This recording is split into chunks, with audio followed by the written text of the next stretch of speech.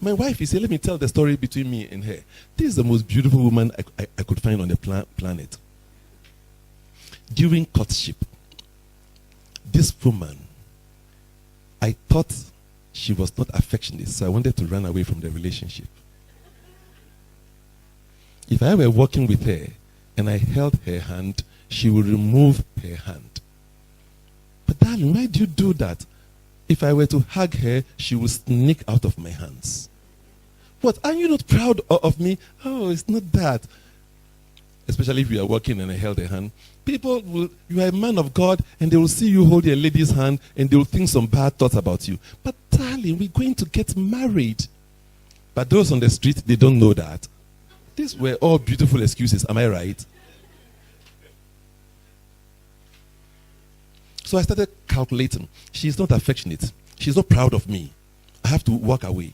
And the moment the mind fixed on one negativity, it will now continue to see other negativities. Yes. But thanks be to God that I was receiving the download of spiritual teaching from the universe on the senses.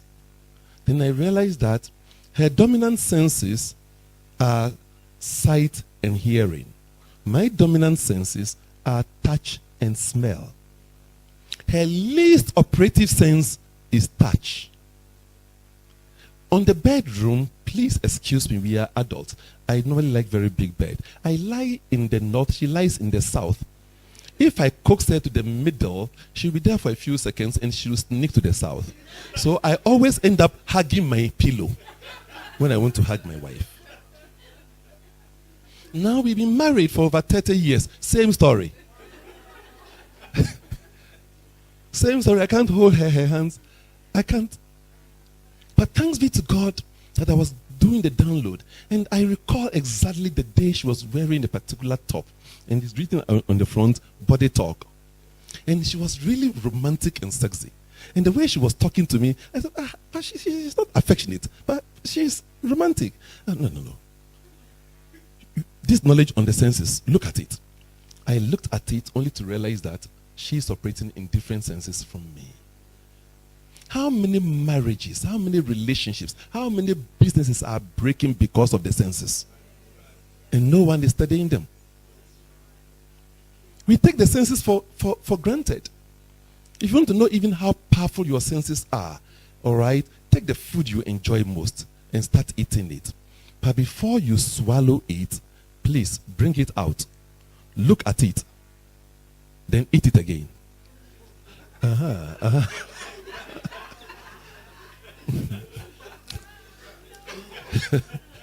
That tells you don't know the senses as spiritual forces. They are. When it was in your mouth, sense of taste and smell said, nice. As soon as you brought it out, sense of sight said, you can't touch it. For the same reason, you knew exactly what to buy. You went to the shop, you bought something else. Then you have to return it, and so on. We are controlled by the senses. Yet the senses are our greatest spiritual agents for the expression of our greatest good. If we don't know them, then we don't know how to operate them. We go through school, we learn with our minds, yet there's no education on how the mind operates. Have you experienced this before? Let me give you this scenario. Have you experienced this before? That you were having a conversation with a friend. The friend said something you did not hear. When you ask the friend to repeat, the friend would not repeat. And then suddenly you said exactly what the friend said. Has it happened to anyone before? Oh, again, I see almost all hands. If it's happened to me alone, it's a coincidence. If it's happened to you just once, coincidence. It's happened to you several times. That tells us that the mind has an anatomy. So we have the conscious mind with which you can see me, I can see you, I can smell you, taste, touch, and relate. Yes? And then underneath it is what we call the subconscious mind. We call it subconscious not because it is inferior, but it is operating under the conscious mind and probably more conscious than the conscious mind. Recording everything.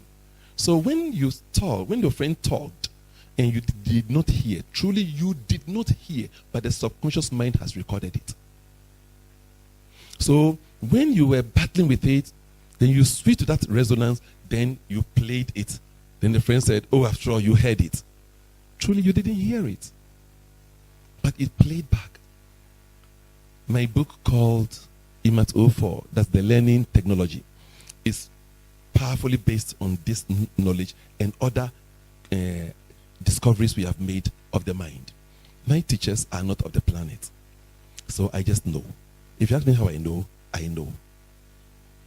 Dr. Chiwosa Bandawe, his doctorate is in psychology, University of Malawi, heard of my works from an American magazine. So he flew to Ghana, stayed with me for a few weeks, and studied. And then he was thrilled by Essential Life Education, the simplicity of the program, and how it transformed people's lives so quickly and easily. So he went back to the university and told them of the program. And they said, give us some experiment. The first time, students were just raving about it. And since then, it stuck with the College of Allied Science and Medicine. And they are thinking of how to have it. And it's all based on understanding how these levels of our mind operate. Then we have the unconscious mind that records states of extreme pain or extreme pleasure. Whatever you cannot handle, this mind records it so that when you are willing to address it, it plays it back to you. I don't know if you meditate. Is there somebody here who meditates? And you have experienced that when you are meditating, that is the time the thoughts you don't like keep coming. Anybody? Good. We call it cockroach meditation. We call it what? Yes. You see, it comes from a story of a young man who meditating, he feared cockroaches. And whilst meditating, cockroach fell on the hand. Meditation is to direct your attention to your essential nature. And now cockroach has fallen on his hand. And he wouldn't want to open his eyes, so he was wriggling his body. Where was his attention? On what? So what was he meditating on? Hence, cockroach meditation. Do you get it? Good. So, I trust you will no more do cockroach meditation. Because when you were relaxed, the unconscious mind believes that you are now ready to address what you could not address in the conscious state. So it was bringing it up for you to address. And there are ways of dealing with the unconscious mind and the subconscious mind. If you don't know this, then life is so much of a struggle. In fact, the subconscious mind are painted in different color because it is what we call your automatic creative motor. It is what creates your desires. So whatever you have registered in the subconscious mind, it will travel throughout the whole world and seek the needed information, the needed connection, the needed circumstances to make it possible for you.